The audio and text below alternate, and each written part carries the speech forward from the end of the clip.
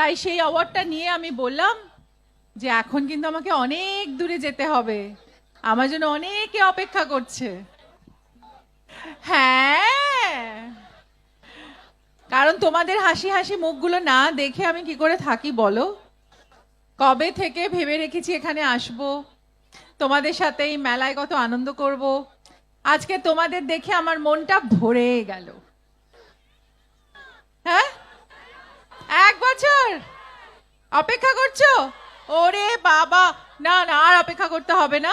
এই দেখো আমি তোমাদের সামনে এসে গেছি।